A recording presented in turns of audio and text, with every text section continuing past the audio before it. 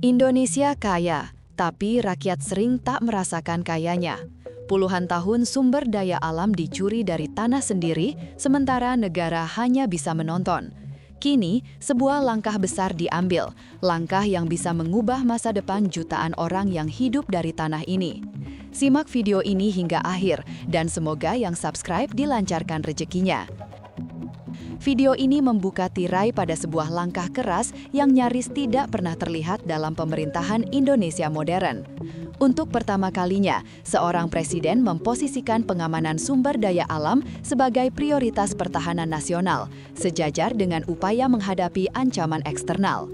Presiden Prabowo bukan hanya mewarisi persoalan lama, tetapi harus berhadapan dengan warisan kelam yang telah bersemayam puluhan tahun, mafia SDA yang beroperasi dalam senyap, memanfaatkan kelengahan negara, serta menanamkan pengaruh hingga ke lapisan elit. Perang ini tidak muncul dalam ruang kosong. Ia merupakan akumulasi dari kegagalan pengawasan, lemahnya koordinasi lembaga, serta praktik ilegal yang menormalkan kerugian negara sebagai bagian dari biaya operasi. Dengan latar inilah langkah Prabowo tampak sebagai pemutusan rantai sejarah, membalikan pola lama yang selama ini membiarkan mafia bekerja tanpa gangguan berarti. Kebijakan baru ini bukan reaksi emosional, melainkan respons terukur terhadap realitas yang selama ini ditutup-tutupi. Negara akhirnya menegaskan dirinya sebagai pemilik kedaulatan atas kekayaan alam yang semestinya menjadi milik rakyat. Akar dari perubahan besar ini dapat ditelusuri ke sebuah fakta yang mengejutkan publik. Kerugian negara sebanyak 300 triliun rupiah hanya dari 6 perusahaan.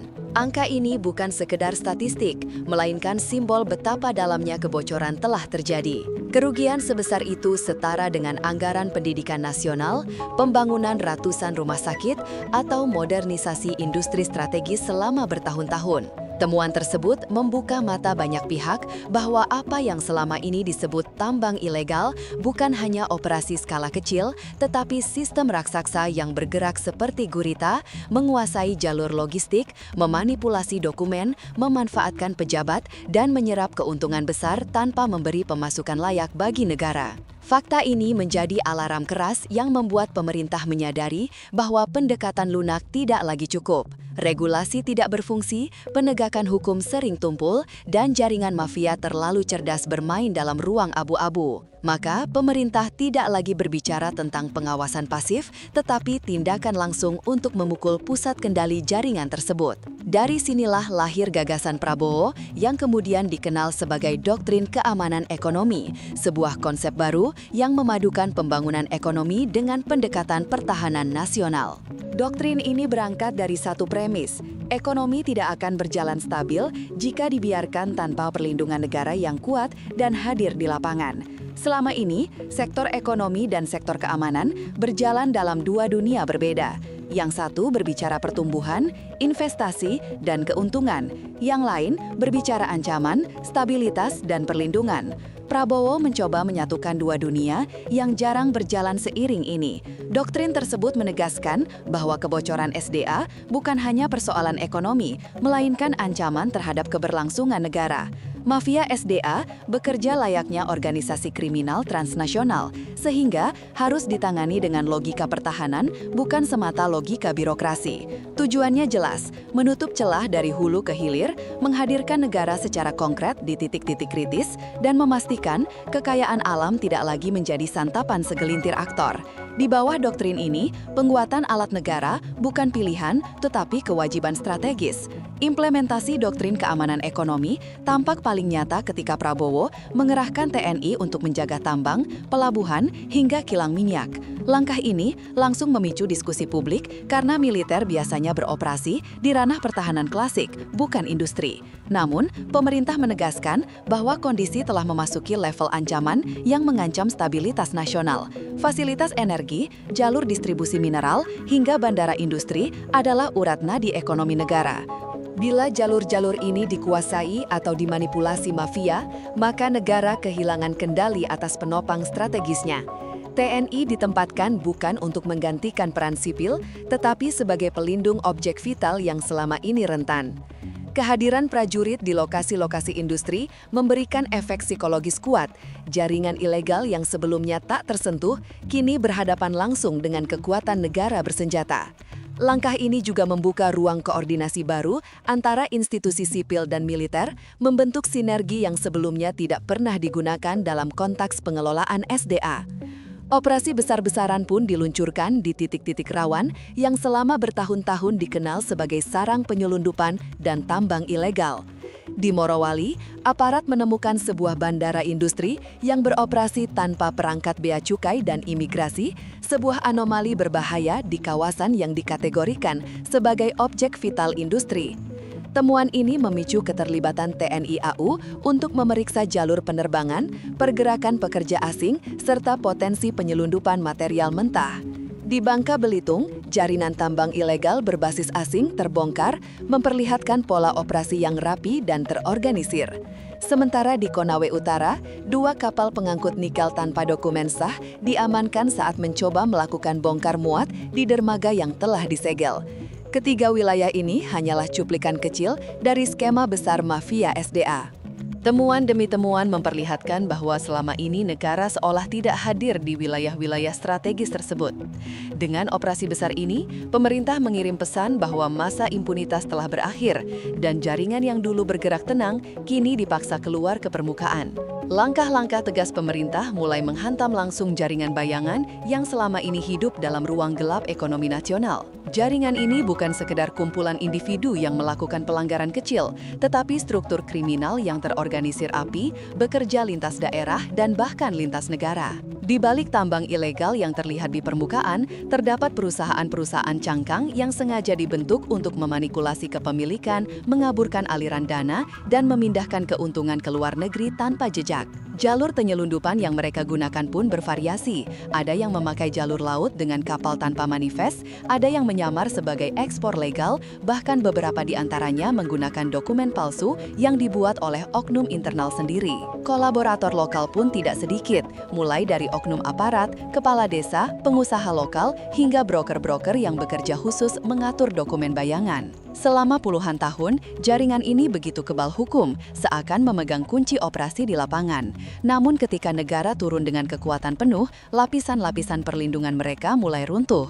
Penggeledahan, audit keuangan, dan operasi gabungan membuka potongan-potongan puzzle yang sebelumnya tersebar. Perlahan, pola besar kriminalitas terstruktur yang mengancam kedaulatan ekonomi nasional itu mulai tersingkap. Untuk pertama kalinya, mafia SDA dipaksa tampil ke permukaan. Sebagai fondasi jangka panjang dari perang terhadap mafia SDA, pemerintah membentuk Batalion Teritorial Pembangunan (BTP), sebuah unit baru yang menjadi wajah pengamanan masa depan dalam sektor industri strategis. BTP bukan hanya sekumpulan pasukan bersenjata, melainkan satuan dengan kemampuan multidimensi, menggabungkan aspek militer, pengawasan industri, dan kontrol lingkungan. Ratusan BTP disiapkan untuk mengisi daerah-daerah yang selama ini rawan kebocoran SDA, mulai dari kawasan tambang nikel, pusat pengolahan bauksit, blok migas, hingga pelabuhan ekspor komoditas strategis. Kehadiran BTP dimaksudkan untuk mengubah pola pengamanan yang selama ini bersifat reaktif menjadi sistemik dan berkelanjutan. Unit ini memiliki struktur yang dirancang untuk terhubung langsung dengan pemerintah daerah, kementerian teknis, hingga kementerian pertahanan. Mereka tidak hanya mengamankan objek vital, tetapi juga mendampingi proses pembangunan agar tidak dipenuhi celah yang bisa dimanfaatkan mafia. Dengan sistem komando dan disiplin militer, BTP menjadi tulang punggung dari doktrin keamanan ekonomi, hadir di lapangan, bersiaga, dan memastikan tidak ada lagi ruang bagi operasi ilegal. Bagi sebagian pihak, ini adalah langkah revolusioner karena untuk pertama kalinya Indonesia menciptakan formasi yang khusus ditugaskan menjaga aset ekonomi bangsa dari hulu ke hilir. Namun sebesar apapun tujuan mulianya, kebijakan ini tetap memicu perdebatan yang membelah opini publik. Sejumlah lembaga HAM menilai pelibatan TNI dalam sektor sipil adalah langkah yang patut diawasi ketat. Kekhawatiran utama mereka terletak pada potensi melemahnya batas antara operasi pertahanan dan aktivitas sipil sehari-hari. Mereka khawatir kehadiran militer di kawasan industri dapat menimbulkan rasa tidak nyaman, membuka peluang penyalahgunaan wewenang, atau mempersempit ruang kontrol masyarakat sipil. Pengalaman masa lalu Indonesia, khususnya di era transisi demokrasi, menjadi rujukan utama kelompok yang kritis. Di sisi lain, para pendukung kebijakan ini menilai bahwa tingkat keparahan ancaman sudah sangat besar sehingga penanganannya tidak bisa lagi diserahkan pada aparat sipil yang selama ini kewenangannya terbatas dan sering terpaku pada birokrasi. Mereka berpendapat bahwa penyelundupan SDA kini telah mencapai skala yang bisa digolongkan sebagai kejahatan ekonomi berat.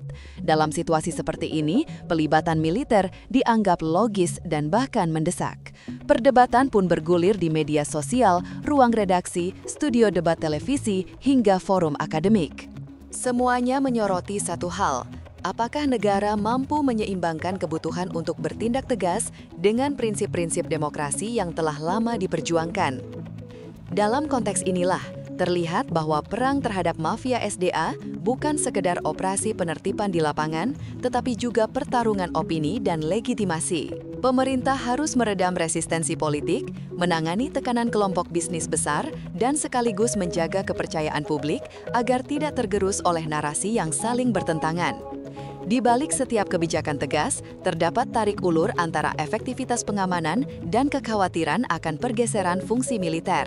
Kelompok pro keselamatan ekonomi menekankan bahwa tanpa pengamanan kuat, kebocoran SDA akan terus menggerus kemampuan negara membiayai pembangunan. Sementara kelompok kritis mengingatkan bahwa penguatan militer harus dibarengi mekanisme akuntabilitas yang ketat agar tidak berubah menjadi dominasi yang sulit dikontrol. Di tengah persilangan kepentingan ini, pemerintah mencoba menegosiasikan jalur tengah, memperkuat sistem pengawasan, melibatkan lebih banyak lembaga sipil dalam pengambilan keputusan, dan tetap menjaga komando tetap berada dalam koridor hukum.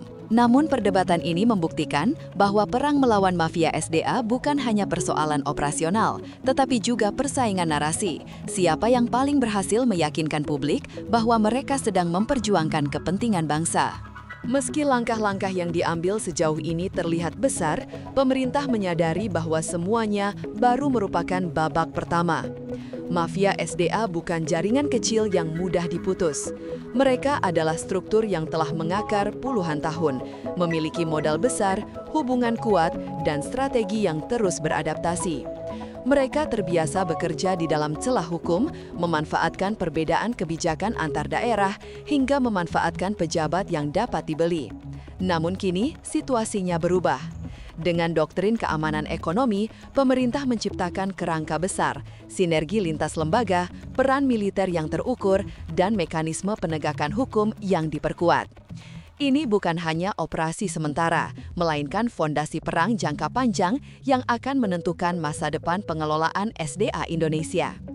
Apa yang dilakukan saat ini mungkin belum menyentuh seluruh jaringan, tetapi telah mengirim sinyal kuat bahwa masa keemasan mafia SDA telah melewati puncaknya. Negara untuk pertama kalinya dalam waktu lama menunjukkan tekad penuh untuk merebut kembali kedaulatan ekonomi yang selama ini terkikis perlahan. Dan perang panjang ini baru saja dimulai.